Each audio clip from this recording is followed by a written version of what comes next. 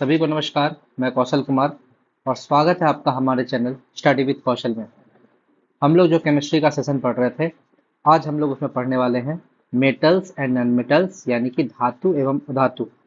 इसके पहले हम लोगों ने केमिस्ट्री में बहुत सारा चैप्टर कंप्लीट कर लिया है, जैसे स्टेट्स ऑफ मैटर, ठीक है, पदार्थ की अवस्थाएं, एटॉमिक स्ट्रक्चर कंप्लीट कर लिए हैं, केमिकल रिएक्शन को बैलेंस करना सीख लिए हैं।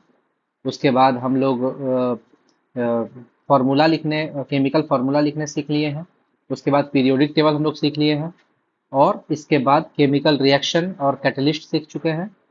और इसके प्रीवियस चैप्टर में हम आपको रेडियो एक्टिविटी वगैरह भी बता चुके हैं और गैस लॉ मोल कंसेप्ट के बारे में भी हम लोग डिस्कस कर चुके हैं। आज हम लोग मेटल्स एंड नॉन मेटल्स पढ़ने जा रहे हैं, जिसको हम लोग मेटल को आज पढ़ेंगे और नॉन मेटल को दूसरे वीडियो में पढ़ेंगे। यानी कि जो मेटल हम लोग पढ़ा रहे हैं उसमें 2 वीडियो आएगा और नॉन मेटल में 2 वीडियो आएगा। ठीक है, मेटल के लिए 2 वीडियो, नॉन मेटल के लिए 2 वीडियो। समझिए ये वीडियो इतना इंपॉर्टेंट क्यों है, क्योंकि मैंने इतना मेहनत करके आपके लिए इतना अच्छा कंटेंट यहाँ पर लाया है कि उसको देखकर आप खुश हो जाएंगे। आपको इतना अच्छा लगेगा कि ये कंटेंट इतना बढ़िया दिया गया है। अगर मैंने कैल्शियम के बारे में बताया है, ठीक है, तो कैल्शियम से रिलेटेड जितना भी क्वेश्चन है, जो एमसीक्यू है, प्रीवियस ईयर क्वेश्चन में पूछा हुआ है या फिर जो आने वाले एग्जाम में इंपॉर्टेंट है, ठीक है, सभी तथ्य को एनसीईआरटी के मद्देनजर रखते हुए मैंने इसमें सबको एक जगह कर दिया है, संकलित कर दिया है। ठीक है, तो ब्रीफ कर दिया है। अब देखिए आगे हम लोग स्टार्ट करते हैं बिना लेट किए। मेटल्स एंड नॉन मेटल्स, यानी कि धातु एवं अधातु। ठीक है, समझते हैं थोड़ा सा इसके बारे में। हम लोग मेटल और नॉन मेटल के बारे में हम लोग पीरियोडिक टेबल वाले चैप्टर में या एटॉमिक स्ट्रक्चर वाले चैप्टर में थोड़ा सा हम लोग पढ़ चुके हैं। चलिए आज फिर से उसको स्टार्ट करते हैं। सबसे पहले स्टार्ट करते हैं मेटल और नॉन मेटल में डिफरेंस क्या होता है। मेटल जो है वो कठोर होता है, यानी कि हार्ड होता है, यानी कि मेटल जो है वो सॉलिड होता है, ठोस होता है। ठीक है, जबकि नॉन मेटल जो है सॉफ्ट होता है और मुलायम होता है। मोस्टली ये गैसेज होती है, यानी कि जितने भी नॉन मेटल है ज्यादातर वो गैसें हैं। लेकिन ऐसा नॉन मेटल का नाम आपको बताना है जो ऐसा मेटल का नाम बताना है जो द्रव है, यानी कि लिक्विड है। उसका नाम है मरकरी, यानी कि Hg। और एकमात्र द्रव अधातु का बात अगर करें, नॉन मेटल का बात करें, वो है ब्रोमीन। ये आपको याद रखना है। धातु में अगर लिक्विड का बात करें तो वो है मरकरी, और अधातु में अगर हम लोग लिक्विड का बात करें, द्रव का बात करें, तो वो है ब्रोमीन। इस दोनों को आपको याद रखना है। आगे आते हैं। मेटल में मैलिएबिलिटी का प्रॉपर्टी होता है, यानी कि आघात वर्धनीयता होती है।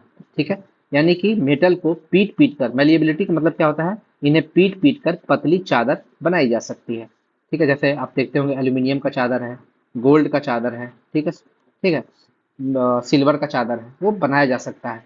लेकिन नॉन मेटल का अगर बात करें तो ये आघातवर्ध नहीं होते हैं। तो ये होते क्या हैं, ये ब्रिटल होते हैं, यानी कि भंगुर होते हैं। अगर इसको पीटा जाएगा तो ये ढेर की तरह बिखर जाएंगे, है ना, पीटने पर ये बिखर जाएंगे। उसी तरह अगर मेटल का बात करें तो मेटल होते हैं डक्टाइल, यानी कि इनमें तन्यता की प्रॉपर्टी होती है, तन्यता खासियत होता है। यानी कि मेटल को अगर हम लोग खींचे तो खींच खींच कर इनका पतला तार, पतली वायर, थीन वायर बनाई जा सकती है, थीन वायर बनाई जा सकती है मेटल का। लेकिन नॉन मेटल का बात करें तो ये डक्टाइल, यानी कि तनी नहीं होती है, इनको खींच खींच कर तार नहीं बनाया जा सकता है, क्योंकि ये ब्रिटल होती है, भंगुर होती है। आगे आते हैं। मेटल जो है वो इलेक्ट्रोपॉजिटिव होते हैं। इलेक्ट्रोपॉजिटिव का मतलब है इनमें इलेक्ट्रॉन त्याग करने का गुण होता है, यानी कि ये हमेशा कैटायन बनाएंगे, धनायन, यानी कि पॉजिटिव आयन बनाएंगे। अगर इलेक्ट्रॉन को कोई त्याग करता है, यानी कि नेगेटिव चार्ज को वो त्याग कर दिया, तो उसमें कौन सा चार्ज बच जाएगा, पॉजिटिव चार्ज। इसीलिए मेटल जो है वो इलेक्ट्रोपॉजिटिव होती है। वहीं दूसरी तरफ नॉन मेटल का बात करें, अधातु का बात करें, तो वो उसका उल्टा इलेक्ट्रोनेगेटिव होती है, यानी कि इलेक्ट्रॉन ग्रहण करने का उसमें गुण होता है। और कोई भी अगर नॉन मेटल इलेक्ट्रॉन को ग्रहण करता है, या कोई भी एलिमेंट इलेक्ट्रॉन को ग्रहण करता है, यानी कि वो नेगेटिव चार्ज को ग्रहण करता है, यानी कि वो बनाएगा एनायन, यानी कि ऋणायन। इसको बोलते हैं नेगेटिव आयन। आगे आते हैं। मेटल के जो भी ऑक्साइड होते हैं या हाइड्रोक्साइड होते हैं, वो एल्केलाइन प्रवृत्ति के होते हैं, क्षारीय प्रवृत्ति के होते हैं, यानी कि इसको हम लोग बोल सकते हैं बेसेस। ठीक है, वो क्या है, भस्म है, क्षार है। ठीक है, वही अगर नॉन मेटल का बात करें तो नॉन मेटल के जो भी ऑक्साइड होंगे या हाइड्रोक्साइड होंगे, वो एसिडिक प्रॉपर्टी के होंगे, अम्लीय प्रवृत्ति के होंगे। जैसे आप एग्जांपल ले लीजिए, सल्फर डाइऑक्साइड, नाइट्रोजन डाइऑक्साइड, ये सभी क्या है, अम्लीय प्रवृत्ति के हैं। इसलिए जब सल्फर डाइऑक्साइड और नाइट्रोजन डाइऑक्साइड वाटर से रिएक्ट करता है तो ये अम्ल वर्षा करता है, अम्ल वर्षा, एसिड रेन। ठीक है, ये हम लोग पढ़ेंगे आगे पूरे डिटेल में। और प्रॉपर्टी देखते हैं मेटल का। मेटल का अगला प्रॉपर्टी क्या है? मेटल में मेटल सोनोरस होता है, यानी कि ध्वनिक होता है। जब जब आप जो लोग WWE देखते होंगे, वो देखते होंगे जब भी अंडरटेकर एंट्री करता था तो एक म्यूजिक बजता था, जैसे लगता था कि लोहे पे कोई पत्थर फेंक रहा है, टन टन का आवाज आता था। ठीक है, तो वो साउंड सिर्फ और सिर्फ मेटल में ही निकलता है। मेटल का एक स्पेशल साउंड होता है जिसको हम लोग बोलते हैं सोनोरस। ठीक है, नॉन मेटल आप लकड़ी में पिटिए ना, लकड़ी में जब आप पिटिएगा तो उसमें सोनोरस नहीं है, क्योंकि वो नॉन मेटल है। अगर लकड़ी में पीटेंगे तो वहां पर स्पेशल साउंड नहीं निकलेगा, मेटल में ही स्पेशल साउंड निकलता है। उसी तरह मेटल का बात करें तो ये लस्ट्रस होती है, यानी कि इसमें धात्विक चमक होती है। मेटल में आप देखेंगे तो उसमें एक अलग अपना चमक होता है। लेकिन नॉन मेटल का बात करें तो ये लस्ट्रस नहीं होती है, यानी कि इसमें अपना चमक नहीं होता है। लेकिन इसका अपवाद है, कुछ नॉन मेटल ऐसे होते हैं जिसमें चमक होती है, जैसे डायमंड। डायमंड किसका अपर रूप है? कार्बन का। कार्बन का एलोट्रोप है, एलोट्रोप है। ठीक है, तो कार्बन क्या है? Non metal. इसे डायमंड भी क्या हो गया? Non metal. ये चमकदार होता है। लेकिन आपसे एग्जाम में क्वेश्चन पूछेगा कि डायमंड के चमकने का कारण क्या है? टोटल इंटरनल रिफ्लेक्शन, हिंदी में बोलते हैं पूर्ण आंतरिक परावर्तन। पूर्ण आंतरिक परावर्तन, ये आपको याद रखना, एग्जाम में आपसे पूछ सकता है। और ग्रेफाइट का रिफ्रैक्टिव इंडेक्स कितना होता है? 2.42। ग्रेफाइट बोल दिए, सॉरी, डायमंड का। ठीक है, और आगे देखते हैं। और कौन सा नॉन मेटल जो चमकता है? व्हाइट फास्फोरस, यानी कि हमारी जो हड्डियां होती हैं उसमें व्हाइट फास्फोरस पाया जाता है, वो भी चमकती है। यही कारण है शमशान की घाट में हड्डियों की चमक का कारण है यही व्हाइट फास्फोरस। कभी कभी क्या होता है, लोग शमशान में तरफ जब हड्डी हड्डी जलाते हैं तो कुछ हड्डियां बच जाती है जो चमकती है, तो लोगों को लगता है कि ये जो चमक है भूत वगैरह प्रेत वगैरह कुछ इससे मतलब अंधविश्वास पैदा होता है। तो याद रखिएगा वो एक्चुअली में है क्या? White phosphorus. उस पर जब लाइट पड़ती है या वो रात का समय होता है तो वो चमकता है। और बात करें आयोडीन, आयोडीन में भी अपना खुद का चमक होता है। ठीक है, तो ये आप याद रखिएगा, डायमंड, व्हाइट फास्फोरस और आयोडीन, इसमें अपना चमक होता है। लेकिन ये अधातु है। अधातु में चमक नहीं होता है, लेकिन उसका अपवाद तीन वो है। इस तीनों का नाम आप याद रख लीजिएगा। आगे आते हैं। अधातुओं के पास फ्री इलेक्ट्रॉन्स होते हैं, यानी कि अधातु बोल दिए, सॉरी, धातु यानी कि मेटल्स के पास, मेटल के पास क्या होता है? फ्री इलेक्ट्रॉन्स होता है। इसलिए ये जो है विद्युत के सुचालक होते हैं, गुड कंडक्टर ऑफ इलेक्ट्रिसिटी। ठीक है, जबकि नॉन मेटल का अगर बात करें तो ये विद्युत के कुचालक होते हैं, यानी कि बैड कंडक्टर ऑफ इलेक्ट्रिसिटी। लेकिन इसका एक अपवाद है, ग्रेफाइट। ग्रेफाइट जो है ये नॉन मेटल है, यानी कि अधातु है, लेकिन ये विद्युत का सुचालक है, इलेक्ट्रिसिटी को कंडक्ट करता है। और बात करें धातु जो है वो उष्मा के सुचालक होते हैं, यानी कि ये हीट का भी conduct, good conductor of heat भी होता है।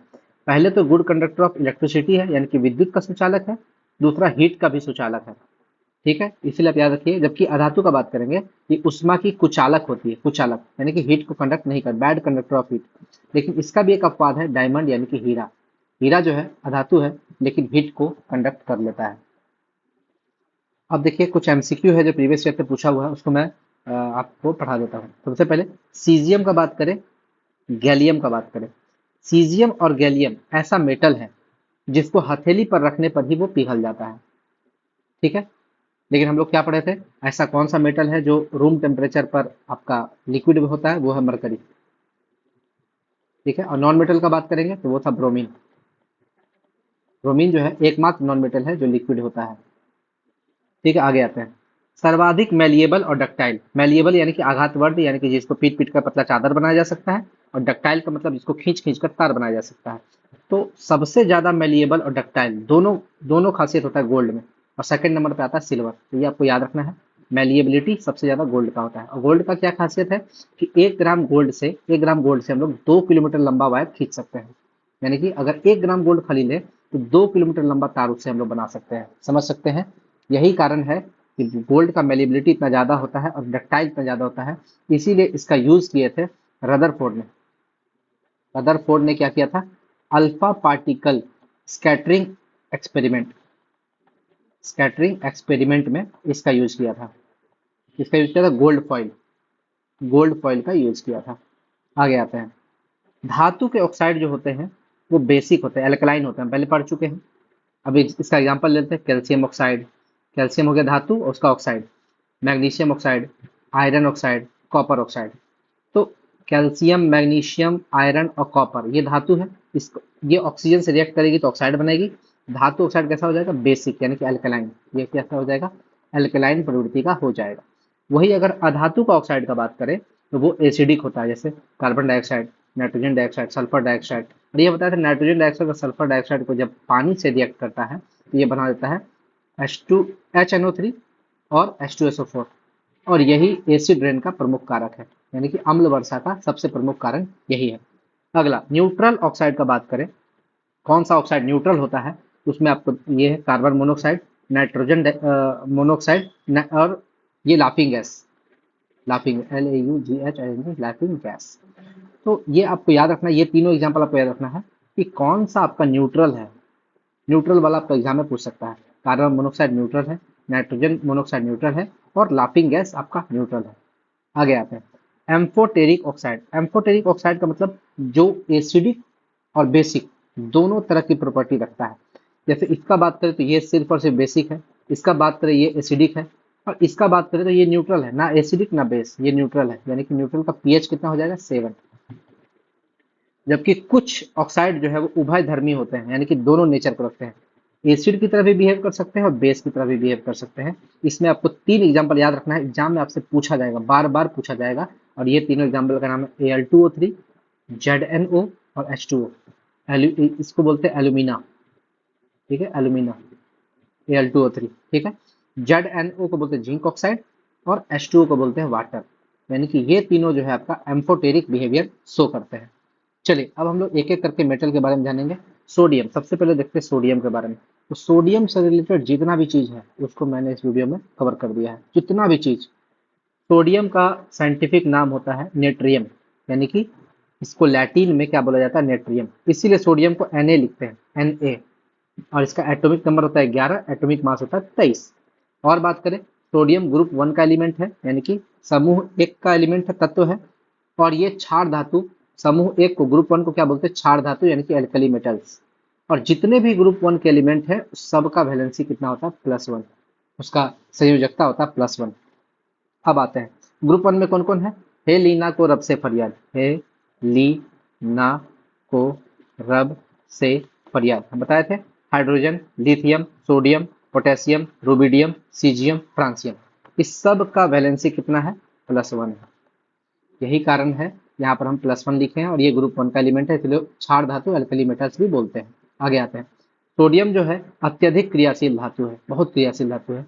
यह वाटर और एयर में मिलने के कारण बर्न होती है, यानी कि इसको जब पानी में रखेंगे या एयर से रिएक्ट करेगा तो यह ब्लास्ट के साथ फटता है। जैसे आप देखिएगा कहीं कहीं एक्सपेरिमेंट में पानी में सोडियम का टुकड़ा फेंक देता है तो वो आग लग जाता है उसमें। और आग लगता है कैसे? ब्लास्ट होता है, ठीक है, एकदम लगता है कि विस्फोट हुआ है।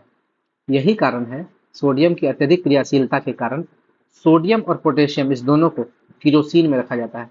सोडियम और पोटेशियम दोनों जो है काफी क्रियाशील धातु है, इसलिए इसको किरोसिन में रखा जाता है। सोडियम को किस प्रक्रिया द्वारा बनाया जाता है? डाउन प्रक्रिया द्वारा या कास्टनर प्रक्रिया द्वारा बनाया जाता है सोडियम को, ठीक है। सोडियम और लिथियम जल से ज्यादा हल्की होती है, यानी कि वाटर से ज्यादा हल्की होती है, इसलिए ये जल के ऊपर तैरती है, ठीक है। यानी कि जब भी हम लोग पानी में सोडियम को फेंकेंगे और लिथियम को फेंकेंगे तो ये पानी के ऊपर तैरने लगेगा, तैरने लगेगा।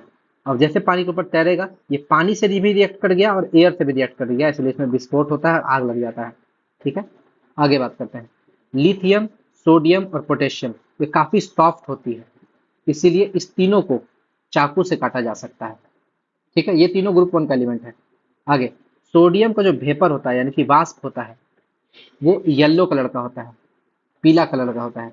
इसीलिए इसका यूज रोड लैंप में, यानी कि सड़क में जो लैंप होता है उसमें यूज किया जाता है। सड़क में जो लैंप लगा होता है, यानी कि बल्ब, ठीक है, उसके पीले रंग का कारण क्या है? सोडियम। ये भी आपको याद रखना है।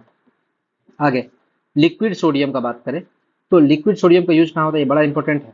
लिक्विड सोडियम का उपयोग कहाँ होता है? न्यूक्लियर रिएक्टर में होता है, कूलेंट के रूप में, यानी कि शीतलक के रूप में, ठीक है। न्यूक्लियर रिएक्टर में हम आपको पढ़ाए थे कि कूलेंट के रूप में किसका यूज होता है, मॉडरेटर के रूप में किसका यूज होता है, ठीक है। जैसे मॉडरेटर के रूप में D2O हैवी वाटर का यूज होता है, ठीक है। और एक होता है बोरोन और कैडमियम रड, कैडमियम रड का यूज, ये क्या करता है, न्यूट्रॉन का जो न्यूट्रॉन्स है उसको एब्जॉर्ब कर लेता है, न्यूट्रॉन्स की स्पीड को कम कर देता है। इसीलिए उसका यूज भी आपको मॉडरेटर के रूप में किया जा सकता है। तो ये आपको जब न्यूक्लियर रिएक्टर वाला चैप्टर, रेडियो एक्टिविटी वाला चैप्टर पढ़ाए थे, उसमें हम आपको बताए हैं लिक्विड सोडियम का यूज किया जाता है कूलेंट के रूप में, प्रशीतक के रूप में। आगे आते हैं, अब देखिए NaCl, सोडियम क्लोराइड के बारे में पढ़ते हैं।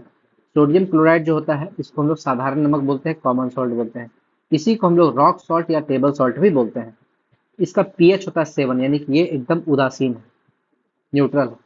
समुद्री जल की लवणीयता का प्रमुख कारण यही है, यानी कि समुद्र का जो जल है उसका जो खारा होने का कारण है, वो खारा क्यों होता है, सॉल्टी क्यों होता है, उसमें सबसे बड़ा कारण है उसमें NaCl होता है। हालांकि उसमें मैग्नीशियम क्लोराइड भी होता है, कैल्शियम क्लोराइड भी होता है, लेकिन सबसे मेन चीज होता है NaCl। इसलिए समुद्री जल की लवणीयता का सबसे प्रमुख कारण क्या है, NaCl।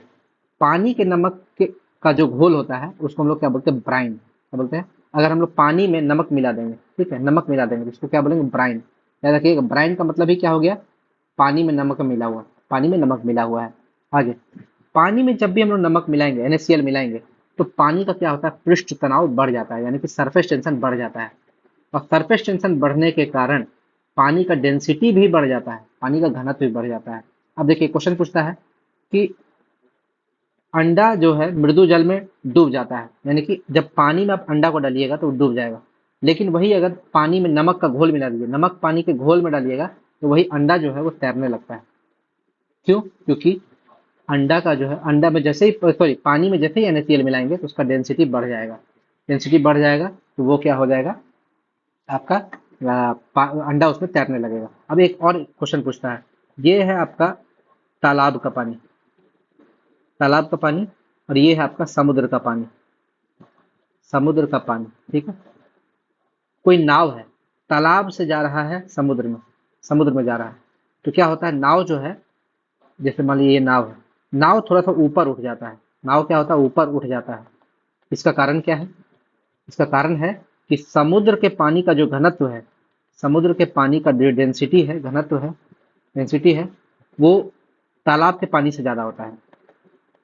ठीक है, यही कारण है जब भी हम आपसे क्वेश्चन पूछेगा, नदी के जल से, नदी के जल से जब समुद्र के जल में नाव प्रवेश करता है, ठीक है, तो नाव का जो, मतलब नाव जो है थोड़ा सा ऊपर उठ जाता है। ये भी आपका यही क्वेश्चन है, पूछा हुआ क्वेश्चन है, फिजिक्स का क्वेश्चन है, केमिस्ट्री में बता दिए। उसी तरह ये भी आपको समझिएगा, अंडा जो है मृदु जल यानी कि नॉर्मल वाटर में डूब जाएगा, लेकिन जैसे ही उसको नमक और पानी का घोल में डालेंगे तो तैरने लगेगा। क्यों, क्योंकि नमक और पानी के घोल का डेंसिटी ज्यादा हो जाता है। आगे, सोडियम क्लोराइड और आइस का बात करें, ठीक है, तो ये इसको हम लोग बोलते हैं फ्रीजिंग मिक्सचर। क्या बोलते हैं, फ्रीजिंग मिक्सचर, यानी कि हिमकारी या जमाव मिश्रण इसको बोलते हैं। ठीक है, जब भी सोडियम क्लोराइड में आइस डालेंगे तो ये क्या करेगा, बर्फ को जमाने में काम आता है। जैसे क्या देखिएगा, जो बर्फ बेचने के लिए आता है, बर्फ बेचने के लिए जो आएगा, वो क्या करेगा, ऐसे करके चैम्बर होता है, बीच में खाली जगह होता है, यहाँ पे बर्फ भर देता है, बर्फ को क्या करेगा, वो भर देगा, और बर्फ में नमक मिला देगा। क्या करेगा, नमक मिला देगा। बर्फ में नमक मिलाने से क्या होता है, वो बर्फ जो है ज्यादा देर तक वो मतलब जमा हुआ रहता है, जमा रहेगा, तो जल्दी पिघलेगा नहीं। इसका कारण क्या है, ये एक इंडोथर्मिक रिएक्शन होता है, उष्माशोषी अभिक्रिया होता है, यानी कि आसपास से वो हीट को एब्जॉर्ब कर लेता है, हीट को आसपास से क्या करेगा, उष्मा को एब्जॉर्ब कर लेगा, है ना, और उसको निकाल देगा बाहर। ठीक है, तो वो एक्चुअली जब भी, जैसे ही हीट को वो एब्जॉर्ब करेगा और उसको बाहर फेंक देगा, यानी कि उष्मा को वो हटा देगा, तो वहां क्या बचेगा, सिर्फ शीतलता बचेगा, ठंडा बचेगा। इसीलिए जब भी बर्फ में आइस को, बर्फ में जब भी नमक को मिलाते हैं तो वो क्या करता है, बर्फ को जमाने के काम आ जाता है।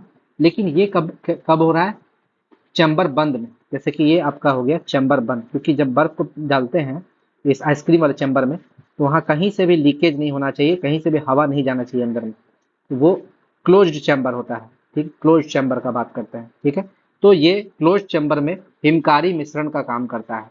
लेकिन वही जब इस चैम्बर को ओपन कर दिया जाए, बाहर कर दिया जाए, तो वो उल्टा काम करेगा। जैसे मान लीजिए रोड पर बर्फ को, रोड पर मान लीजिए रोड पर बर्फ जमा हुआ है, रोड पर बर्फ जमा हुआ है, यहाँ पर अगर नमक छिड़केंगे तो जमाएगा नहीं, उसको पिघला देगा। ठीक है, रोड पर जमे बर्फ को रिमूव करने के लिए उस पर नमक का छिड़काव करते हैं। क्यों, क्योंकि वहां पर वो क्लोज चैम्बर नहीं है, यहाँ पर था चैम्बर बंद था, क्लोज था, लेकिन यहाँ पर चैम्बर जो है वो ओपन हो गया है, तो ओपन चेम्बर होने के कारण रिएक्शन जो एक्सोथर्मिक होता है, यानी कि हीट को रिलीज करता है, हीट रिलीज करता है। इस रिलीज हीट के कारण यानी कि उष्मा जो मुक्त होती है, उसके कारण रोड पर जमी बर्फ पिघल जाती है, यानी कि अंदर समझिए, नमक में सॉरी बर्फ में जब आप नमक मिलाइएगा तो वो बर्फ को ज्यादा देर तक जमा देगा अगर चैम्बर बंद है, जैसा कि आइसक्रीम वाले के केस में हुआ। आइसक्रीम वाला बर्फ को जमाने के लिए क्लोज चैम्बर का यूज करता है, लेकिन रोड पर जमे बर्फ को हटाने के लिए हम लोग उस पर नमक का छिड़काव करते हैं, तो वो ओपन चैम्बर है, यानी कि खुला हुआ है। रोड पर तो कुछ बंद नहीं, रोड तो खुला आसमान है, वहां पर एक्सोथर्मिक रिएक्शन होता है और बर्फ पिघल जाता है। यानी समझिए, NaCl और आइस का मिक्सचर जो है वो दो तरीके से काम करता है, डिपेंड करता है चैम्बर बंद है कि चैम्बर ओपन है। ये कंसेप्ट में बहुत किसी को डाउट था, तो इसको मैंने आज क्लियर कर दिया। आगे बात करते हैं NaOH, sodium hydroxide. Sodium hydroxide इसको बोलते हैं कॉस्टिक सोडा, यानी कि दाहक सोडा, और ये सबसे प्रबल क्षार है। इसका पीएच होता है 14, यानी कि सबसे स्ट्रॉन्ग बेस है ये, स्ट्रॉन्ग बेस, ठीक है, सबसे स्ट्रॉन्ग बेस है। और इसका यूज कहाँ होता है NaOH का? इसका यूज होता है सोप बनाने में, साबुन बनाने में यूज होता है, और पेट्रोलियम के शुद्धिकरण में भी इसका यूज किया जाता है NaOH का। ठीक है, आगे आते हैं। और सोडियम का क्या क्या सोडियम से क्या क्या बनता है? देखिए, Na2B4O7 इंटू 10H2O, ये फॉर्मूला याद रखिएगा, एग्जाम आपसे पूछ सकता है। Na2B4O7 इंटू 10H2O, इसको बोलते हैं सोडियम मेटाबोरेट, और इसी को बोरेक्स भी बोलते हैं। बोरेक्स को सुहागा भी बोल देते हैं, ठीक है, सुहागा, सोने पे सुहागा बोले, वही बोरेक्स, ठीक है। अब बोरेक्स का यूज कहाँ होता है? इसका यूज होता है चमड़े के शुद्धिकरण में, ये उपयोगी होता है चमड़े के शुद्धिकरण में, यानी कि लेदर इंडस्ट्री में यूज होता है, लेदर इंडस्ट्री में। और जल के शुद्धिकरण में भी इसका यूज होता है बोरेक्स का। एक तो चमड़े के शुद्धिकरण में, दूसरा जल के शुद्धिकरण में। इसका तीसरा यूज कहाँ है? मोमबत्ती उद्योग में। मोमबत्ती उद्योग में भी इसका यूज होता है बोरेक्स का। चमड़े के शुद्धिकरण, जल के शुद्धिकरण और मोमबत्ती उद्योग में, इस तीनों जगह इसका यूज होता है। आगे आते हैं, Na2H2O3 इंटू 5H2O, इसका बात करें तो इसको बोलते हैं सोडियम थायोसल्फेट, या इसी को हाइपो भी बोलते हैं, ये कॉमन नेम है, कॉमन नेम, ठीक है।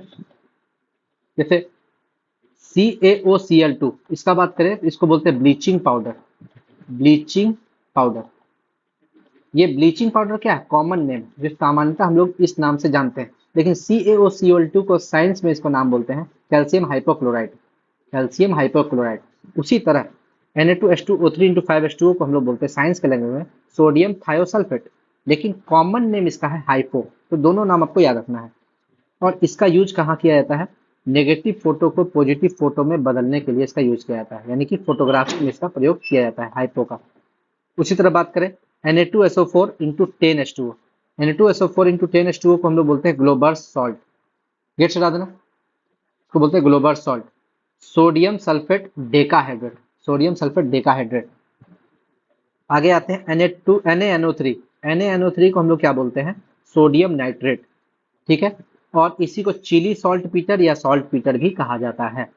और इसका यूज होता है फर्टिलाइजर में, यानी कि उर्वरक बनाने में, उर्वरक में यूज होता है। आगे आते हैं KNO3, KNO3 को बोलते हैं पोटेशियम नाइट्रेट, और इसी को हम लोग इंडियन सोडा भी बोलते हैं या नाइटर भी बोलते हैं। देखिए ये क्या है? चिली सॉल्ट पीटर या सॉल्ट पीटर, जबकि KNO3 को बोलते हैं नाइटर या इंडियन सोडा, सोडा, ठीक है। अब और हम लोग सोडियम का प्रोडक्ट देख लेते हैं क्या क्या है। Na2CO3, Na2CO3 को बोलते हैं सोडा ऐश या फिर डिहाइड्रेटेड सोडियम कार्बोनेट। लेकिन इसी में जब Na2CO3 डिहाइड्रेटेड है, यानी कि पानी नहीं है इसमें, लेकिन जब इसमें 10H2O पानी मिल जाता है, इसको हम लोग बोल देते हैं वाशिंग सोडा, यानी कि सोडियम कार्बोनेट में 10 मॉलिक्यूल वाटर मिल गया, यानी कि डेकाहाइड्रेट, डेकाहाइड्रेट यानी कि डेका मतलब क्या? 10, हाइड्रेट मतलब H2O, 10H2O मिल गया, इसको बोलेंगे वाशिंग सोडा, यानी कि कपड़े धोने का सोडा या फिर धावन सोडा भी इसको बोलते हैं।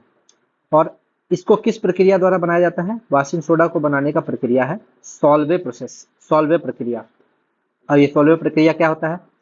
NaCl यानी कि नमक, कॉमन सॉल्ट, इसमें अमोनिया डालेंगे, अमोनिया के साथ कार्बन डाइऑक्साइड का रिएक्शन करवाएंगे, फिर वाटर डालेंगे, और ये बनाएगा आपका NH4Cl, इसको बोलते हैं अमोनियम क्लोराइड, ठीक है, अमोनियम क्लोराइड। और NaHCO3 इसको बोलते हैं बेकिंग सोडा, बेकिंग सोडा, या फिर इसी को बोलते हैं सोडियम बाइकार्बोनेट। अब ये जो बेकिंग सोडा बना, इसको हीट कर देंगे तो ये बन जाएगा वॉशिंग सोडा। बेकिंग सोडा को हीट करने पे वॉशिंग सोडा बनता है। तो चलिए वॉशिंग सोडा के बारे में तो हम बता दिए, बेकिंग सोडा के बारे में देख लेते हैं। NaHCO3 इसको बोलते हैं सोडियम हाइड्रोजन कार्बोनेट या सोडियम बाइकार्बोनेट, या इसी को हम लोग बेकिंग सोडा, मीठा सोडा या खाने वाला सोडा भी बोलते हैं। जैसे आप इसका यूज कहाँ होता है, इनो बनाने में। इनो जो होता है ना, काम शुरू सिर्फ 6 सेकंड में। आपको गैस्ट्रिक हो गया या गैस का प्रॉब्लम हो गया, बार बार डकार आ रहा है, खट्टा डकार आ रहा है, तो उसमें आपको डॉक्टर बोलता है इनो पिलाया जाता है। ठीक है, इनो जो है आपके शरीर में, इनो बनाने में सोडियम हाइड्रोजन कार्बोनेट या बेकिंग सोडा का ही यूज किया जाता है। आगे, एंटासिड प्रति अम्ल बनाने में, यानी कि एसिड को, अगर आपको गैस का प्रॉब्लम हो गया है, एसिडिटी हो गया है, तो उसको रिमूव करने के लिए एंटासिड के रूप में भी आपका बेकिंग सोडा का यूज किया जाता है। फायर एक्सटिंग्विशर बनाने में, कैसे फायर एक्सटिंग्विशर बनाने में, जब जैसे NaCO3 को हम लोग गर्म करते हैं, NO2CO3 बना और इसके साथ कार्बन डाइऑक्साइड गैस निकलता है। ये कार्बन डाइऑक्साइड गैस जो है वो आग को बुझा देता है, क्योंकि ये वायु से भारी है, वायु से भारी है। और मान लीजिए लकड़ी में आग लग रहा है, यहाँ पे लकड़ी में इसमें आग लग रहा है, ये क्या करेगा, चारों ओर से उस आग को घेर लेगा, वहां पे ऑक्सीजन सप्लाई को बंद कर देगा। ऑक्सीजन सप्लाई बंद होने के कारण आग बुझ जाएगा। यही रीजन है कि सोडियम बाइकार्बोनेट का यूज फायर एक्सटिंग्विशर में भी, यानी कि अग्निशामक में भी किया जाता है। और बेकरी प्रोडक्ट बनाने में भी इसका यूज किया जाता है। आगे आते हैं मैग्नीशियम। अगला हम लोग एलिमेंट जिसके बारे में पढ़ने जा रहे हैं, इसका नाम है मैग्नीशियम। मैग्नीशियम जो है, इसका एटॉमिक नंबर 12 होता है और इसका एटॉमिक मास 24 होता है। ये ग्रुप 2 का एलिमेंट है, यानी कि समूह 2 का एलिमेंट है।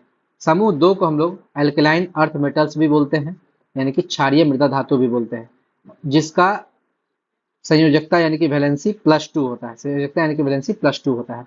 अब ग्रुप 2 में कौन कौन एलिमेंट आते हैं, बेटा, मांगे, कार, स्कूटर, बाप, राजी, यानी कि बेरिलियम, मैग्नीशियम, कैल्शियम, स्ट्रोंसियम, बेरियम और रेडियम। जितने भी एलिमेंट हैं सबका वैलेंसी कितना है, +2 है। यानी कि अब इसमें हम लोग मैग्नीशियम पढ़ रहे हैं, तो मैग्नीशियम का बात करें तो मैग्नीशियम का ओर हम लोग देख लेते हैं, कार्नेलाइट। सबसे पहला ओर है कार्नेलाइट। ठीक है, कार्नेलाइट का फॉर्मूला होता है KCl × MgCl2 × 6H2। इसको आपको याद रख लेना है, या ये फॉर्मूला नहीं भी याद रखते हैं, आपको याद रखना होगा कार्नेलाइट जो है वो मैग्नीशियम का ओर है। दूसरा ओर है डोलोमाइट। डोलोमाइट जो है वो मैग्नीशियम का भी है, कैल्शियम का भी है, क्योंकि MgCO3 × CaCO3, यानी कि मैग्नीशियम भी है और कैल्शियम भी है। ठीक उसी तरह अब मैग्नीशियम का बात करते हैं। यह पादपों के क्लोरोफिल यानी कि पर्णहरित में पाया जाता है। और क्लोरोफिल को हम लोग क्या बोलते हैं, प्रकाश संश्लेषी वर्णक, यानी कि पत्तियों को ये हरा रंग प्रदान करता है। ठीक है, मैग्नीशियम की कमी से पादपों में एल्बिनिज्म यानी कि रंजकहीनता या फिर ग्रीनलेसनेस यानी कि हरिमाहीनता नामक रोग हो जाता है। अब बात करते हैं मैग्नीशियम के रिबन यानी कि फीते। मैग्नीशियम का जो रिबन होता है उसमें जब ऑक्सीजन की उपस्थिति में जब जलाया जाता है, यानी कि मैग्नीशियम के रिबन को जब आप जलाइएगा तो वो एक व्हाइट पाउडर बनाता है, जिसको मैग्नीशियम ऑक्साइड बोलते हैं। ठीक है, इस मैग्नीशियम ऑक्साइड का यूज यानी कि मैग्नीशियम के फिलामेंट का प्रयोग फ्लैश बल्ब में किया जाता है। फ्लैश बल्ब में, यह आपको एग्जाम में पूछा हुआ क्वेश्चन है। और ये जो मैग्नीशियम ऑक्साइड है, इसको जब इसका बात करते हैं मैग्नीशियम ऑक्साइड का, तो ये इसको मैग्नीशिया बोला जाता है। MgO को मैग्नीशिया बोला जाता है कॉमन नेम में। ठीक है, ये सफेद रंग का होता है, चमकीला होता है। यह उच्च ताप सहन कर सकता है, यानी कि लगभग 2000 डिग्री सेल्सियस को भी यह सहन कर सकता है। यही कारण है मैग्नीशियम ऑक्साइड का लेप लगा दिया जाता है। कहाँ पर, ईंटों की भट्टियों में, यानी कि ब्रिक फर्नेस में। ब्रिक फर्नेस में जब मैग्नीशियम ऑक्साइड का लेप लगा दिया जाएगा तो उसका आंतरिक स्तर जो है लगभग 2000 डिग्री सेल्सियस या उससे भी ज्यादा को सहन कर सकता है। ठीक है, आगे आता है। जब मैग्नीशियम ऑक्साइड यानी कि मैग्नीशिया को वाटर से रिएक्ट कराते हैं तो ये बनाता है MgOH2 यानी कि मैग्नीशियम हाइड्रोक्साइड। इसी को बोलते हैं मिल्क ऑफ मैग्नीशिया। ठीक है, इसी को इनो भी बोल देते हैं या दुर्बल छाप। इसका pH 10 होता है।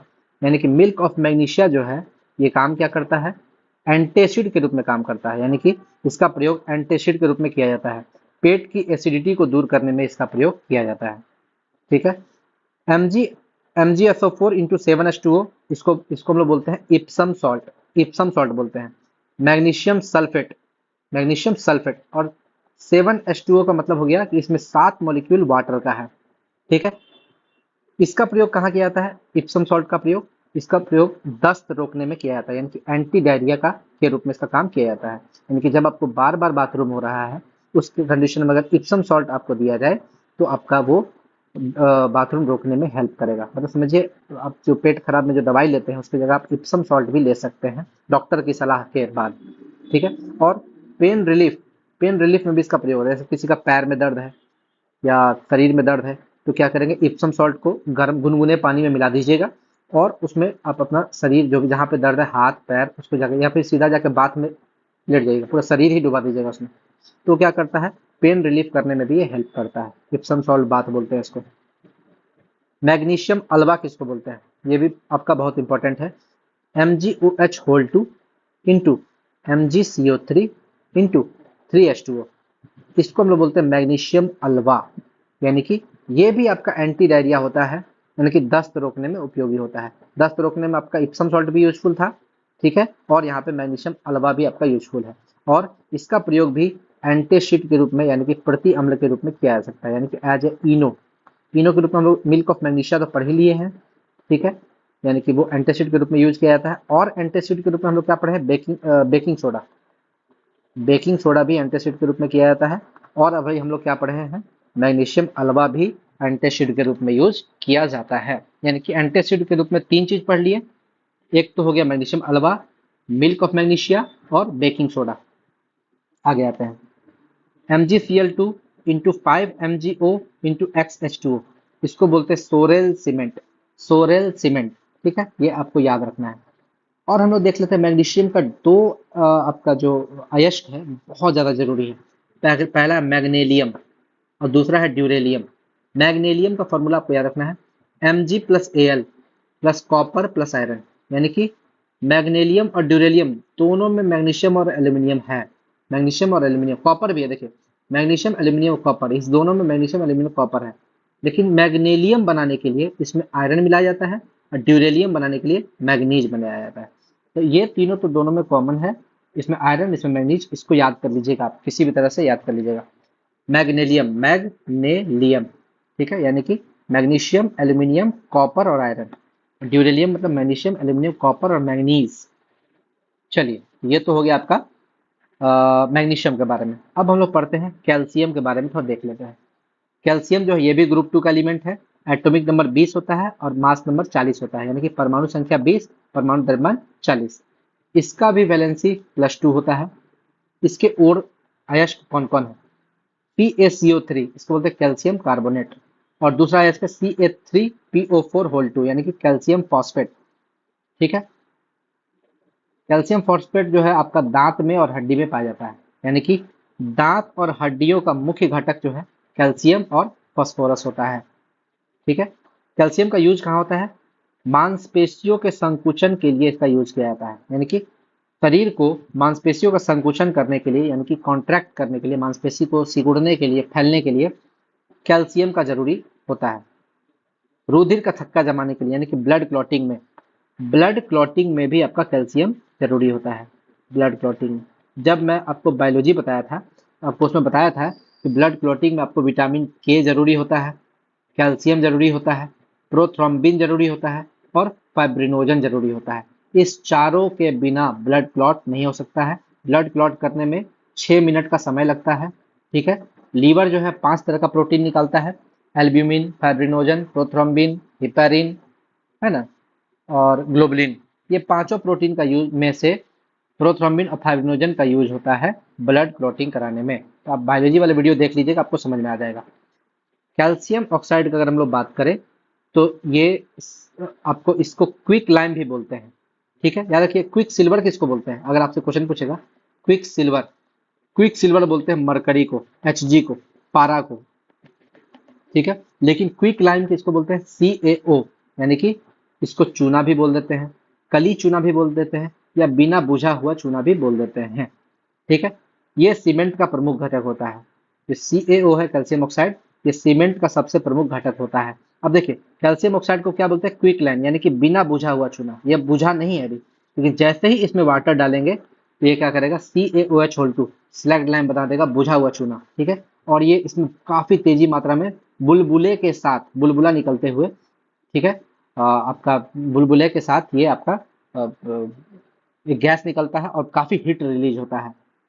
तो ये जो CaOH2 है, इसका प्रयोग मिट्टी की अम्लीयता को दूर करने में किया जाता है। यानी कि अगर मिट्टी में आपका एसिडिटी ज्यादा है, एसिड ज्यादा है, तो उसको दूर करने के लिए CaOH2 मिलाया जाता है, क्योंकि इसका प्रवृत्ति जो होता है वो थोड़ा क्षारीय होता है। एसिड में अम्लीयता दूर करने के लिए क्षार मिलाएंगे तो वो न्यूट्रल हो जाएगा। ठीक है, और पान पान में जो जर्दा, जैसे जो लोग पान खाते हैं उसमें देखते हैं व्हाइट कलर का एगो चूना डालते हैं।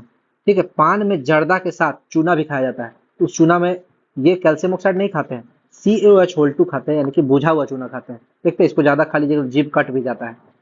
तो पान में जर्दा के साथ भी इसका यूज किया जाता है। इसका यूज तंबाकू के साथ भी किया जाता है। देखते हैं तंबाकू के साथ आदमी चूना खाता है, चूना लगाता है। ठीक है, और घरों में पुताई करने में भी, घर में भी आप देखिएगा पुताई करने में चूना का यूज किया जाता है। पहले के लोग चूना क्या करता था, चूना लाता था, सस्ते में पूरे घर का पुताई हो जाता था, लगभग आपका 5 महीना 6 महीना वो चलता था। बहुत अच्छा होता है वो पुताई में आपका इसका यूज। और एक चीज और इसका यूज होता है, बताइए किसमें यूज होता है कैल्शियम हाइड्रोक्साइड का यूज, कमेंट कीजिएगा इसका यूज किसमें होता है। आगे बढ़ते हैं, CaCO3 का बात करते हैं। CaCO3 को हम लोग क्या बोलते हैं, कैल्शियम कार्बोनेट। ठीक है, इसको हम लोग खड़िया पत्थर या चूना पत्थर भी बोल देते हैं। ठीक है, कोरल रीफ जो होता है, मूंगा, है ना, कोरल रीफ का जो कवच होता है, ठीक है, आउटर लेयर, वो इसी का बना होता है। CaCO3, मार्बल जो होता है, संगमरमर जो होता है, उसमें भी CaCO3 ही होता है, कैल्शियम कार्बोनेट ही होता है। मोती यानी कि पर्ल, पर्ल भी इसी का बना होता है, कैल्शियम कार्बोनेट का। घोंगा, घोंगा जो होता है उसका कवच भी इसी का बना होता है। अंडा, अंडे का कवच भी इसी का बना होता है। मंदिर में बनाया जाने वाला शंख जो होता है, शंख, शंख भी कैल्शियम कार्बोनेट ही होता है। ये आपसे क्वेश्चन पूछ देगा, शंख किसका बना, हमसे एक बार क्या गलती हो गया था एग्जाम में, पूछा था शंख का कवर किसका बना होता है, कवर। ठीक है, ऑप्शन था CaCO3, CaOH2। हम कैल्शियम कार्बोनेट नहीं मारे, हम कैल्शियम हाइड्रोक्साइड मार दिए, वहां पे मेरा 1.33 नंबर रेलवे में चला गया था, जो कि CaCO3 इसका सही आंसर है। ये याद रखिएगा, कंफ्यूज मत कीजिएगा। जिसका भी जो यूज है, कैल्शियम ऑक्साइड, कैल्शियम हाइड्रोक्साइड, सारा यूज उसका आप पढ़िएगा अच्छे से। जैसे कैल्शियम कार्बोनेट का यूज, किसी का भी कवच होता है ना, कवच, जैसे मोती का इसी का बना होता है, संगमरमर, कोरल रीफ का कवच, घोंगा का कवच, अंडा का कवच, शंख का कवच, सारा कैल्शियम कार्बोनेट का बना होता है। दिमाग बैठा लीजिए इस चीज को। और देखिए, जैसे ही हम बताए इसका यूज कहाँ होता है, CaOH2 है, जब भी जैसे ही हम लोग बिना बुझा हुआ चूना में पानी डालेंगे तो CO2 गैस भी निकलता है। ठीक है, ये CO2 गैस देखिए यहाँ पे, है ना, कैल्शियम, सॉरी इसमें कैल्शियम कार्बोनेट, कैल्शियम कार्बोनेट में जैसे ही हम लोग आपका पानी डालेंगे, ये बनाएगा CaOH2 और CO2, ये बुलबुला के साथ निकलेगा। ठीक है, याद रखिएगा, ये जो कैल्शियम, ये तो कार्बन डाइऑक्साइड निकलता है, यह चूने के पानी को दूधिया कर देता है, यानी कि मिल्की कलर प्रोवाइड करता है, मिल्क वाला कलर, दूध वाला कलर प्रोवाइड करता है। आपसे ये एग्जाम में बार बार पूछा जाता है कि चूने के पानी को दूधिया करने वाला कौन सा गैस है, तो कार्बन डाइऑक्साइड। कार्बन डाइऑक्साइड, ये कार्बन डाइऑक्साइड के बारे में बताए थे, केक को फुला देता है, केक बेकरी प्रोडक्ट में यूज किया जाता है, केक को फुला देता है, आपका पाव रोटी को फुला देता है, ये बहुत जरूरी है। कोका कोला में भरा होता है, कोका कोला में, ठीक है, थम्स अप वगैरह में, बियरिंग, कोल्ड ड्रिंक वगैरह में भरा होता है। कैल्शियम कार्बोनेट का और अगर हम लोग बात करें, इसका प्रयोग टूथपेस्ट में भी किया जाता है, और व्हाइट वाश यानी कि घरों की पुताई करने में भी इसका यूज किया जाता है। ठीक, आगे बढ़ते हैं, Ca3PO4 CA3PO4 इसको बोलते हैं कैल्शियम फॉस्फेट, कैल्शियम फॉस्फेट। ये जो है आपका दांत और हड्डियां इसी का बना होता है, इसीलिए बताए थे दांत और हड्डियों का प्रमुख घटक कौन है, कैल्शियम और फास्फोरस। अगला, बॉडी का सबसे मजबूत भाग होता है इनेमल, इनेमल, वो भी कैल्शियम फॉस्फेट का ही, CA3PO4 का ही बना होता है, इनेमल, है ना, ये पूरे शरीर का सबसे मजबूत पार्ट है इनेमल। आगे, कैल्शियम सल्फेट में अगर दो मॉलिक्यूल वाटर मिला देंगे तो ये क्या हो जाएगा, जिसको बोलते हैं जिप्सम, क्या बोलते हैं, जिप्सम। इसका प्रयोग सीमेंट बनाने में किया जाता है। ठीक है, कैल्शियम सल्फेट डाइहाइड्रेट, डाई का मतलब हो गया दो, हाइड्रेट का मतलब H2O, यानी कि इसमें दो मॉलिक्यूल वाटर रहेगा। और इसका प्रयोग, इसका एक्चुअली ये अम्लीय प्रवृत्ति का होता है, इसीलिए जब भी मृदा में क्षारीयता को दूर करने में इसका यूज होता है। हम आपको इससे पहले बताए थे अम्लीयता को दूर करने में किसका यूज होता है, ठीक है। और यहाँ पर क्षारीयता को दूर करने में किसका यूज होता है, यहाँ पर जिप्सम का यूज होता है, ठीक है। अब एक चीज और समझिए, जैसे ही जिप्सम को हम लोग गर्म करेंगे 120 डिग्री सेल्सियस या उससे ज्यादा, ठीक है, तो जिप्सम का जो 2 मॉलिक्यूल है वो सिर्फ डेढ़ आधा मॉलिक्यूल वाटर बचेगा, बाकी जो 1.5 मॉलिक्यूल ऑफ वाटर जो है वो बाहर उड़ जाएगा, निकल जाएगा, ठीक है। तो जो कैल्शियम सल्फेट के साथ पहले 2 मॉलिक्यूल वाटर था, वो अब सिर्फ हाफ मॉलिक्यूल वाटर बचा, इसको हम लोग बोलते हैं पीओपी, यानी कि प्लास्टर ऑफ पेरिस। और आधा को बोलते हैं हेमी, और हाइड्रेट मतलब कि वाटर, हेमी हाइड्रेट। यहाँ था डाई हाइड्रेट यानी कि 2 मॉलिक्यूल वाटर था, यहाँ पर हेमी हाइड्रेट यानी कि आधा मॉलिक्यूल वाटर है। इसीलिए यह समझिए जिप्सम में और प्लास्टर ऑफ पेरिस में बस इतना अंतर है, यहाँ पे कैल्शियम सल्फेट के साथ 2 मॉलिक्यूल वाटर है, यहाँ पर कैल्शियम सल्फेट के साथ हाफ मॉलिक्यूल वाटर है। तो अगर आपसे एग्जाम में क्वेश्चन पूछेगा, फार्मूला के बारे में पूछेगा, तो आप फार्मूला यहीं पे बना दीजिएगा। प्लास्टर ऑफ पेरिस बन जाता है आपको, जैसे कि आप मान लीजिए डॉक्टर लोग देखिएगा, डॉक्टर लोग आपका हाथ का जब पलस्तरा करते हैं ना, तो हाथ में जैसे ही आपका प्लस्तरा करेंगे, है ना, प्लास्टर, तो यहाँ पे ऊपर में आपका जिप्सम डाल देते हैं, जिप्सम में पानी डाल के उसको डाल देंगे और छोड़ देंगे ठंडा होने के लिए। जैसे ठंडा होगा तो 2 मॉलिक्यूल वाटर में से 1.5 मॉलिक्यूल वाटर निकल जाएगा, बचेगा हाफ मॉलिक्यूल वाटर, ठंडा होने पे वो प्लास्टर ऑफ पेरिस बच जाएगा, ठीक है। तो इसीलिए प्लास्टर ऑफ पेरिस का यूज कहाँ होता है, पुताई करने में, वॉल पट्टी में, यानी कि दीवार पर जो पुताई करते हैं उसमें भी इसका यूज किया जाता है, मूर्ति बनाने में किया जाता है, हड्डी को जोड़ने के लिए डॉक्टर लोग इसका प्लास्टर करने में इसका यूज करते हैं। तो प्लास्टर ऑफ पेरिस का ये 3 यूज है, पुताई करने में भी है, मूर्ति बनाने में भी है, और हड्डियों को जोड़ने में भी इसका यूज है। कैल्शियम कार्बाइड का अगर बात करें, CaC2, इसको बोलते हैं कैल्शियम कार्बाइड, ठीक है। जब फलों को कैल्शियम कार्बाइड CaC2 से ट्रीट किया जाता है तो इससे एसिटिलीन नामक गैस निकलती है, एसिटिलीन, ठीक है, जो फलों को पकाती है, जो फलों को क्या करती है, पकाती है, ठीक। और कैल्शियम कार्बाइड जैसे ही फल में जाएगा तो ये एसिटिलीन नामक गैस निकलेगा, एसिटिलीन, जो कि फलों को कृत्रिम रूप से पकाने के लिए यूजफुल होता है। तो हम आपको बायोलॉजी में जब पढ़ाए थे, तो फलों को प्राकृतिक रूप से पकाने के लिए एक हार्मोन काम करता है, जिसको इथाइलिन C2H4 बोलते हैं, इथिलीन। और ये जो इथिलीन है या इथिन भी बोलते हैं, ये एकमात्र गैसीय हार्मोन है, एकमात्र गैसीय हार्मोन है जो कि प्लांट में पाया जाता है। पादप हार्मोन जब हम आपको बताए थे, उसमें आपको बताए थे कि फल को प्राकृतिक रूप से जब पेड़ में पकेगा तो उसमें इथिलीन या इथिन भी बोल सकते हैं या इथिलीन भी बोल सकते हैं, ये गैस का यूज होता है। लेकिन फल को कृत्रिम रूप से पकाने के लिए, आर्टिफिशियल रूप से पकाने के लिए फल में हम लोग क्या डालते हैं, कैल्शियम कार्बाइड, कार्बाइड डालेंगे तो उससे एसिटिलीन गैस निकले। अंतर क्या है, ये इथिलीन है, ये एसिटिलीन है, यही अंतर है। फॉर्मूला में देखिए C2H2 या C2H4। आगे CaCN2, ठीक है, CaCN2 को बोलते हैं कैल्शियम साइनाइड, ये एक जहर है, कीटनाशी या इंसेक्टिसाइड भी बोलते हैं इसको, ठीक है। और हाँ, अब ब्लीचिंग पाउडर के बारे में पढ़ लेते हैं। देखिए CaOH2 जिसको चूने का पानी बोलते हैं, ठीक है, इसका यूज ग्लास इंडस्ट्री में किया जाता है। जैसे ही चूने का पानी यानी कि कैल्शियम हाइड्रोक्साइड के साथ क्लोरीन गैस इसमें प्रवाहित करते हैं तो ये बना लेता है CaOCl2, calcium hypochloride, calcium hypochloride, ठीक है। और ये है एक्चुअली में ब्लीचिंग पाउडर विरंजक चूर्ण, और इसके साथ हाइड्रोजन गैस भी निकलता है। CaOCl2 जिसको ब्लीचिंग पाउडर बोलते हैं, कैल्शियम हाइपोक्लोराइड, इसका प्रयोग इंसेक्टिसाइड के रूप में किया जाता है और रंग उड़ाने के में काम आता है। रंग उड़ाना यानी कि विरंजक, विरंजक के रूप में इसका यूज किया जाता है, ठीक है। और इसका ब्लीचिंग पाउडर का यूज और कहाँ करते हैं, जैसे घरों में जो काई काई हटाने में, घरों में जो कचरा लग जाता है पानी के जमा होने से, जो काई हट लग जाता है, काई को हटाने में, काई को साफ करने में,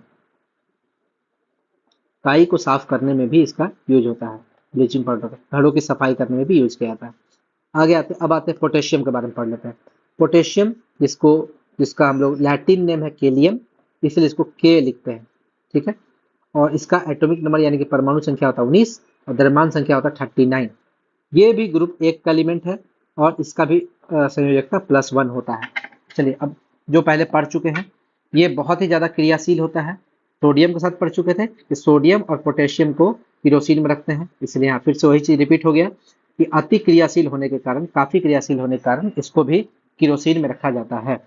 आगे, यह सॉफ्ट होता है, मुलायम होता है और इसको चाकू से काटा जा सकता है। पहले बताए थे सोडियम, पोटेशियम और लिथियम, ये सॉफ्ट होता है ये तीनों, इसलिए इसको चाकू से काटा जा सकता है।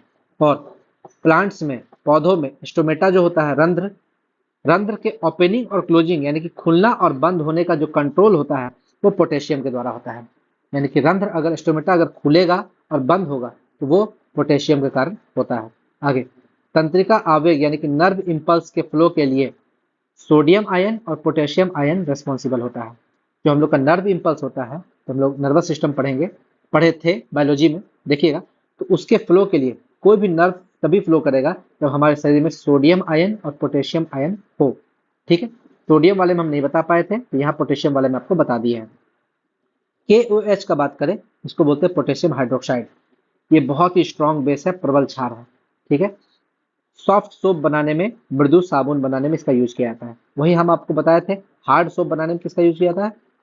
हार्ड सोप बनाने में जब सोडियम हम लोग पढ़े थे, वो पढ़े थे NaOH का यूज किया जाता है। NaOH, sodium hydroxide. यानी कि नहाने का साबुन बनाने में आपका, सॉफ्ट सोप बनाने में KOH, और बर्तन धोने वाला साबुन या कपड़ा धोने वाला साबुन बनाने में यानी कि हार्ड सोप बनाने में NaOH का यूज करते हैं। आगे आते हैं KMnO4, potassium permanganate. Potassium permanganate को ही कहीं कहीं हम लोग लाल दवा बोलते हैं। लाल दवा पूछेगा, लाल दवा में किसका यूज होता है। Potassium permanganate, KMnO4। पानी के जीवाणुनाशन में यानी कि पानी से बैक्टीरिया को किल करने में KMnO4 का यूज किया जाता है। नगर पालिका में जो होते हैं वो लोग जल को साफ करने के लिए यानी कि पानी को साफ करने के लिए इसी पोटेशियम परमैंगनेट का यूज करते हैं। इसके अलावा इसमें क्लोरीन गैस को भी ऐड करते हैं। आपसे क्वेश्चन पूछेगा कि जो नगर पालिका का जो पानी होता है उसमें कुछ एकदम गंध आते रहता है, वो किसका गंध होता है। वो पोटेशियम परमैंगनेट का गंध होता है, क्योंकि इसका यूज यूज जो है पानी को साफ करने के लिए किया जाता है। आगे आते हैं KNO3, पोटेशियम नाइट्रेट। इसको इंडियन सोडा या नाइटर भी बोलते हैं। इससे नाइट्रिक एसिड यानी कि HNO3 बनाया जाता है। यानी कि नाइट्रिक एसिड बनाने के लिए KNO3 का यूज किया जाता है। उसी तरह इसका यूज एक्सप्लोजिव यानी कि विस्फोटक बनाने के लिए भी किया जाता है।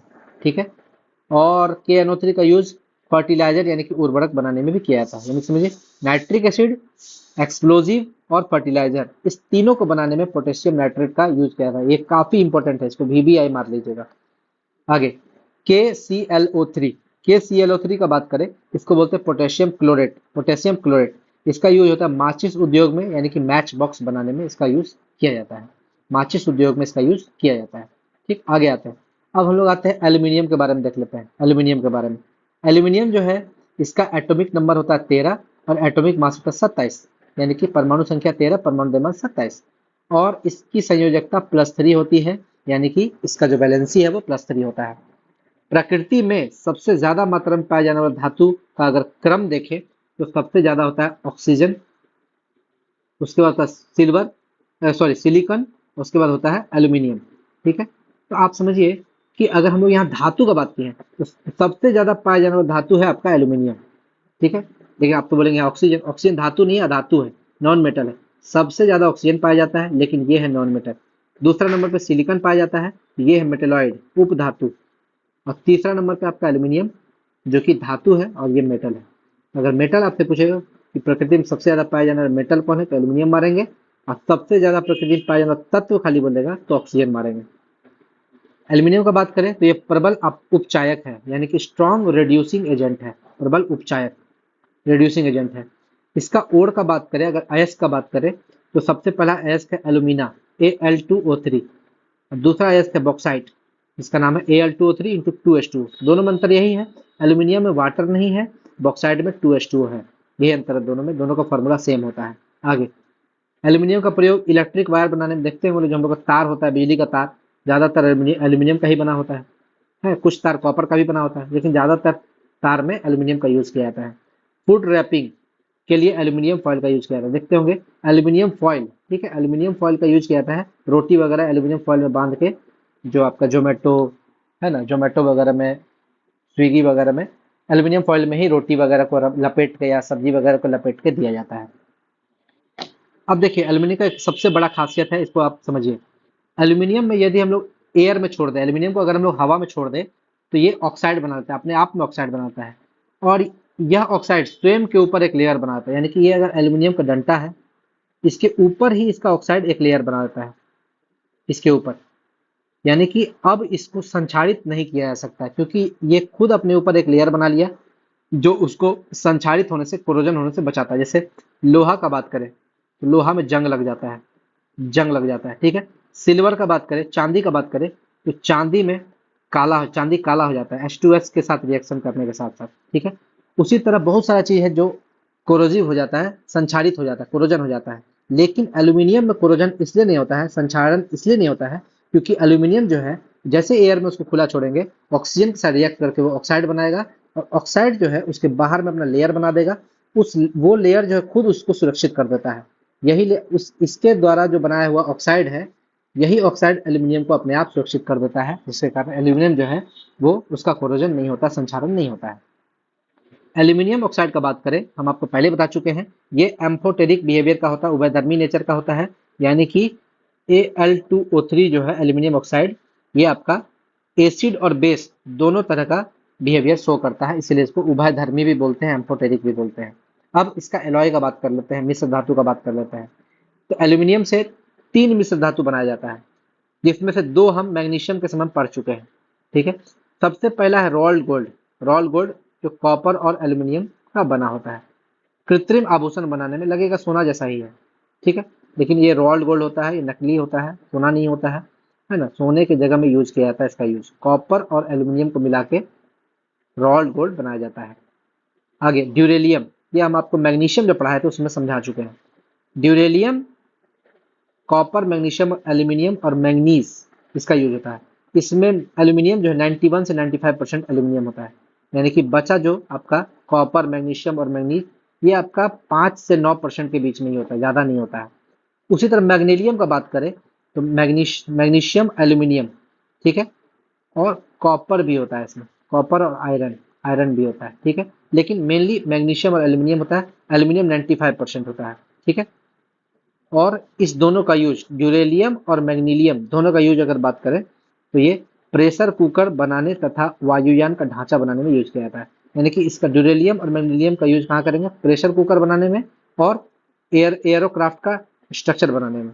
हाँ, एक क्वेश्चन आपसे अगर एग्जाम में पूछता है, ड्यूरेलियम किसका अयस्क है?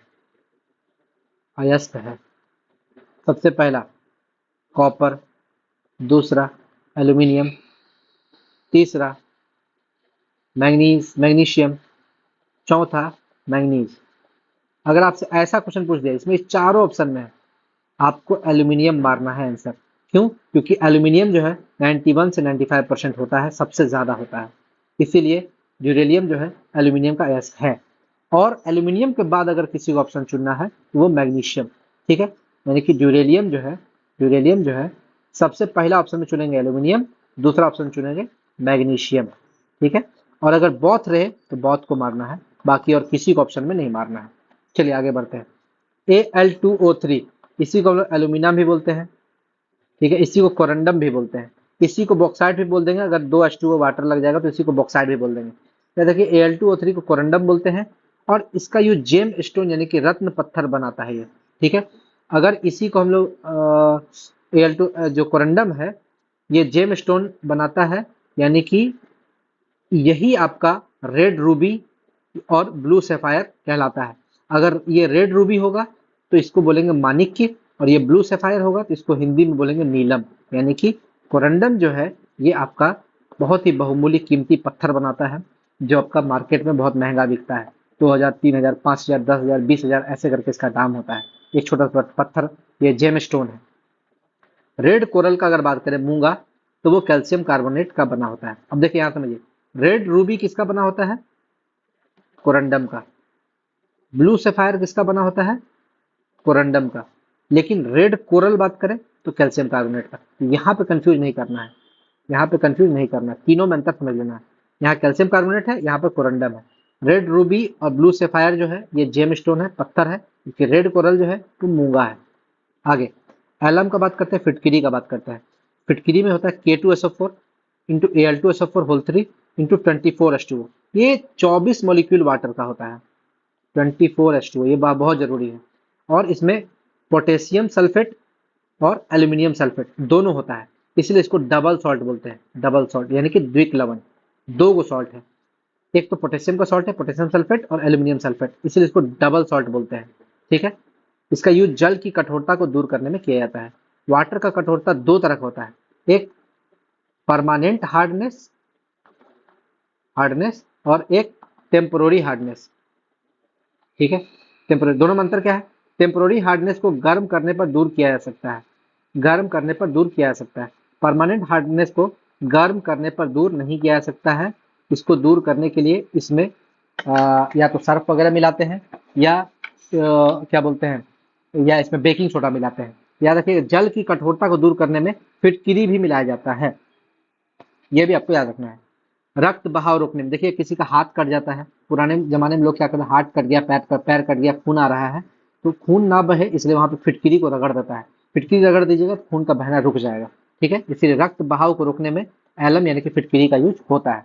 आगे बात करें पेपर इंडस्ट्री में, पेपर इंडस्ट्री में भी फिटकिरी का यूज होता है और लेदर इंडस्ट्री में भी आपका एलम यानी कि फिटकिरी का यूज होता है। आगे बात करते हैं AlOH होल 3, इसको बोलते हैं एल्यूमिनियम एल्यूमिनियम हाइड्रोक्साइड, जो कि वाटर प्रूफ कपड़ा बना जल रोधी कपड़ा बनाने में इसका यूज होता है। ये VBI मार दीजिए, आपका रेलवे में पूछा हुआ क्वेश्चन है, रेलवे का बहुत इंपॉर्टेंट क्वेश्चन है कि जल रोधी कपड़ा यानी कि वाटर प्रूफ कपड़ा बनाने में किसका यूज होता है? Aluminium hydroxide. कोई सोच भी नहीं सकता है कि वाटर प्रूफ कपड़ा बनाने में किसका यूज होता है? Aluminium hydroxide. तो ये आपका थोड़ा सा नॉलेज है जो हम आपको एक जगह इकट्ठा करके दे रहे हैं। ये आपको इसका पूरा यूज कीजिए, जितना ज़्यादा से ज़्यादा हो सकता है इसका यूज कीजिए और एग्जाम में बेहतरीन प्रदर्शन कीजिए। कोई एग्जाम निकालिए, हमको मैसेज कीजिए कि आपका मेरे वीडियो को देखने से कोई एग्जाम निकला है, हमको काफ़ी खुशी महसूस होगा। अगर मेरे पढ़ाने से किसी एक स्टूडेंट का भी फायदा होता है, हमको लगता है कि मेरा पढ़ाना सार्थक हो गया है। आगे बात करते हैं Al2SO4 whole 3 into 18:2। Al2SO4 whole 3 into 18:2, ठीक है, इसे हेयर सॉल्ट भी कहा जाता है। याद रखिएगा, इसको क्या बोलते हैं? Hair salt. ठीक है, हेयर सॉल्ट। इसका यूज कपड़ों की रंगाई में और छपाई में किया जाता है और इसका प्रयोग फायर ब्रिगेडिंग में भी करते हैं, अग्निशमन में भी करते हैं। फिटकिरी बनाने में भी इसका यूज करते हैं। पेंट्स रंगाई में, देखिए यहाँ तो बता ही दिए, कपड़ों की रंगाई में, पेंट्स रंगाई में इसका यूज करते हैं। यानी कि हेयर सॉल्ट का यूज फायर ब्रिगेडिंग यानी कि अग्निशमन में भी करते हैं। ठीक है, और पेंट में यानी कि रंगाई पुताई करने में, फिटकिरी बनाने में, इस सब में भी यूज किया जाता है। अगला है AlC2, एल्यूमिनियम कार्बाइड बोलते हैं इसको। मीथेन गैस बनाने में इसका यूज किया जाता है। मीथेन गैस बनाने में, मीथेन गैस के बारे में आपको बता दें कि धान के खेत से यानी कि पैडी फील्ड से मीथेन गैस निकलता है। बायोगैस का मुख्य घटक क्या होता है? मीथेन होता है। ठीक है, नेचुरल गैस का मुख्य घटक मीथेन होता है। उसके बाद आपको मार्शी फील्ड है ना, मार्शी एरिया यानी कि दलदली जमीन है ना, दलदली जमीन पे भी आपको क्या होता है? मीथेन गैस निकलता है। अगला, जुगाली करने वाला जो पशु होता है, जुगाली करने वाला पशु, उसके दांत से, उसके पेट से, मुंह से भी मीथेन गैस निकलता है। ठीक है, उसके कोयला की खान से, कोयला की खान या कोई भी माइंस से यही मीथेन गैस निकलता है, जो काफी डेंजरस होता है, जिसके कारण आग लग सकता है। तो ये तो था आपका मेटल का पार्ट 1। ठीक है, मेटल जो आपको पढ़ा रहा है धातु चैप्टर, उसका पार्ट 1 है। अगला वीडियो आएगा मेटल का पार्ट 2। ठीक है, फिर आएगा नॉन मेटल। ठीक है, पार्ट 1, फिर आएगा आपका नॉन मेटल पार्ट 2। ठीक है, यानी कि मेटल और नॉन मेटल पढ़ाने में हमको टोटल 4 वीडियो लगेगा। और समझिए, ये इतना इंपॉर्टेंट वीडियो है जो आपको कहीं नहीं मिलने वाला है। कहीं भी आप ढूंढ लीजिए पूरे यूट्यूब पे, इतना बेहतरीन वीडियो आपको कहीं भी नहीं मिलने वाला है। और ये वीडियो मैंने आपको एक जगह इकट्ठा करके पूरे प्रीवियस ईयर क्वेश्चन MCQ वगैरह को एक जगह इकट्ठा करके एक ब्रीफ वे में आपको पेश किए हैं। आपको बहुत अच्छा लगेगा, आपके एग्जाम के लिए काफ़ी हेल्पफुल होगा। तो अगर आपको मेरा वीडियो अच्छा लगा है तो मेरे चैनल को जरूर लाइक शेयर और सब्सक्राइब कर दीजिएगा और ज़्यादा से ज़्यादा लोगों को ये शेयर कीजिएगा। धन्यवाद।